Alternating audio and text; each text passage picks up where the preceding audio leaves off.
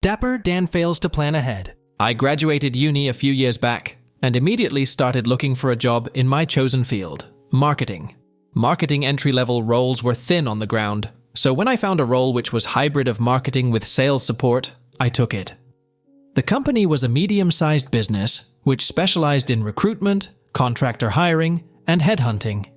They also subcontracted work for a recruitment technology provider, which matched up perfectly with one of my other passions, technology. I absolutely loved the role. I got to do all parts of the marketing and sales lifecycle. I got to work with suppliers, event organizers, clients, staff all across the company, meet new people and do really exciting things. I had two managers, the one who managed the sales team and the one who managed marketing. The marketing manager was a kindred spirit. The sales manager was old school sales. An arrogant and headstrong late 40s man who lived for making deals and boasting about them. Shiny-shoed, silver-tongued. I'll call him Dapper Dan.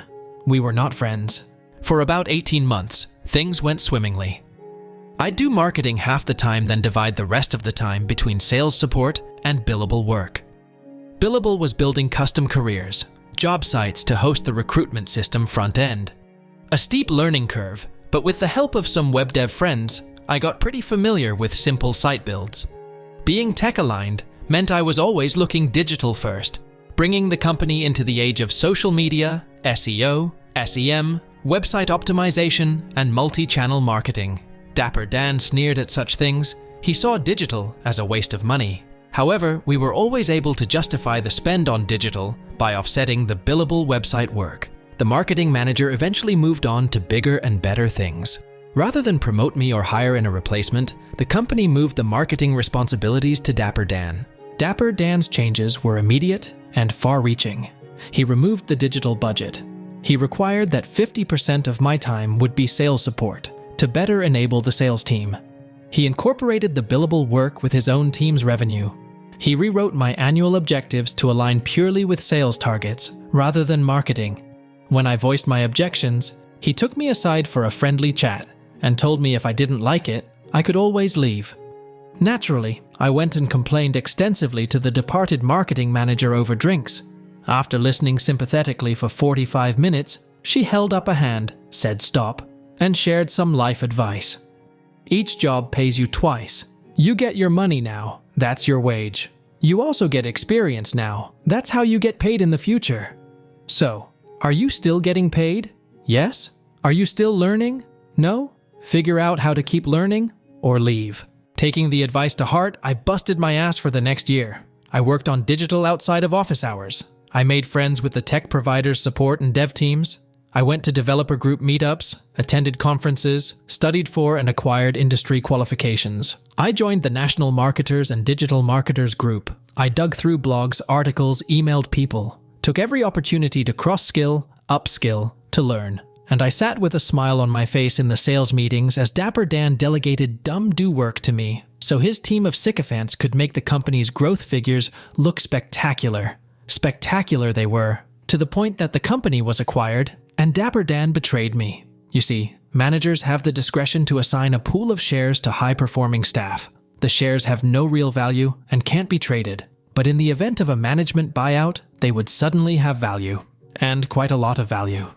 Dapper Dan felt it appropriate to reward every salesperson in his team with a generous parcel of shares. As a support person, I would not be the beneficiary of such kindness. I'd had a verbal agreement with the previous marketing manager that the pool would be shared across the entire team, so was pretty shocked to discover I'd been excluded from the pool. I queried him on it per the previous agreement, and he said, verbatim, "Well, an verbal agreement is only worth the paper it's written on. You don't make any sales, you haven't built the business, you don't get a cut." If you didn't like it, he reiterated, you're welcome to leave. That is exactly what I decided to do, except I didn't tell him. The way the contract handover works in this instance is that all staff cease employment with Company X on one day. The following day, they commence employment with Company Y. Annual leave is paid out and begins to reaccrue at the new employer. Other arrangements, salaries, long service leave, and length of service may be transferred to the new employer. About 6 weeks before the handover, Dapper Dan passed me my new contract. I waited a week, came back with some enthusiastic queries on the new benefits, which took him 2 weeks to follow up. I quietly registered a domain name and parked it, then spun up a WordPress instance and started building a personal blog. 3 weeks away from drop date, everyone's frantically running around getting all the deals as close as possible to closing, and employment contracts are the last thing on his mind. I go back to him. I tell him I have a couple more things I need to check out, and I'll email them through to him before I sign it. I spend a few more nights throwing together a bunch of blog articles relating to recruitment technology, how-to articles, that kind of stuff, many of my own installation notes. A week passes, I fire off a couple of really complex questions around the transfer of benefits. He obviously forgets about them, then in the week of the handover, catches heat from the HR team about the outstanding contract, and pulls me into a meeting room to berate me about not having signed the new contract. I explain I'm waiting on his feedback on those specific points before I'll commit that I don't want to be disadvantaged moving into the new role, call out the lack of a share option as an example. Clearly frustrated, he drops the words I've been waiting for. If the signed contract is not on my desk on Friday, don't bother coming into the office Monday. He paused for dramatic effect and reiterated, I mean it. You won't have a job. I replied that I completely understand and that I'll have everything he needs on his desk by close of business Friday. On Friday afternoon, Dapper Dan leaves the office early to attend his normal client networking visits, which typically involve long lunches and alcohol. At 4:45 p.m., I save the final set of forecasting and reporting to the share drive, send an email to the IT team passing over access to the marketing LastPass account, which contains the global database of usernames and passwords for all digital assets, including client sites, an Excel workbook containing my reporting macros and the location of all my documentation. I redirect my phone to Dapper Dan's desk number, lock my laptop, and leave it on his desk along with my ID card. Over the weekend, I push my personal website live and add my contact details to my LinkedIn profile, switching it to actively searching mode. I figure my holiday pay will cover me for a couple of weeks of downtime before I have to go diving back into the workforce. On Monday, I'm enjoying a long walk in the spring sunshine with my dog, who's incredibly happy that his human has not disappeared down the driveway at 0720 per normal. We stop for coffee at a local cafe, and my phone begins to ring. It's one of the sales drones at Old Company. I ignore it and thoroughly enjoy the freedom of being able to amble through a park without anywhere to be. The phone buzzes another 8 or 10 times by the time I get home. The poop has well and truly hit the windmill. I check my voicemails, ignoring those I know from my previous employer, and returning the phone calls of 2 ex-clients to let them know that my contract has ended and to check in with Dapper Dan for work in progress, or contact the technology provider for support requests. Shortly afterwards, I got a call from a bemused contact who works at the technology provider who's been fielding support calls that I'd normally handle. He listens with increasing interest as I explain the situation, then tells me he'd call back shortly. 10 minutes later, he's back with the head of product on the line, asking about my lunch preferences. She arranges to meet me at a nearby Thai place. Over a delicious red duck curry, she cheerfully describes the wonders of a career as a contractor. She also mentions the day rates for highly qualified, industry-certified staff, mentioned that tech provider were really struggling to find such staff, and gives me the number of a recruiter who may or may not have been on tech suppliers' preferred supplier list. I call the recruiter on the way home. Meanwhile, my collection of voicemails from Dapper Dan was growing by the hour as he came to grips with the breadth of the problem that he generated. At some point in the late afternoon, HR must have clicked to what had happened, and I received a polite SMS from the personal number of the regional HR directory asking if I was available for a quick chat. I call through and discussed the options presented to me by Dapper Dan on Friday, and that I felt I had no option but to follow his instructions. They probed for more information, and it became apparent they were unaware that Dapper Dan had pulled an ultimatum without first engaging HR. They then informed me that to benefit from the sale of my shares, I would need to transfer to the new company and remain in their employment for a full year. When I explained that I had no such share options, there was a full 4-second silence. It transpires that this too was not adequately communicated to HR. I mentioned that I'd appreciate it if Dapper Dan could discontinue his voicemails to me, as I found them unprofessional and had no intent of recommencing employment under his management. We ended the call politely. I wished them all the best and regretted the conversation had to happen under such circumstances. My contract for tech provider came through via the PSL agency at 11 p.m. that evening and was signed and returned the following day. I was deployed to client site that Wednesday. Post-departure, I met up with one of the old IT team at a conference 3 months after it all went down. He was ecstatic to fill me in on what had happened. The first notice anyone got of it was the service desk asking who they should route my LastPass account to and why I'd be passing it around. One of the techs came up to my floor to find me, then found an empty desk, asked around for where I'd moved to, and noon knew. That was the first call from one of the sales drones trying to locate me.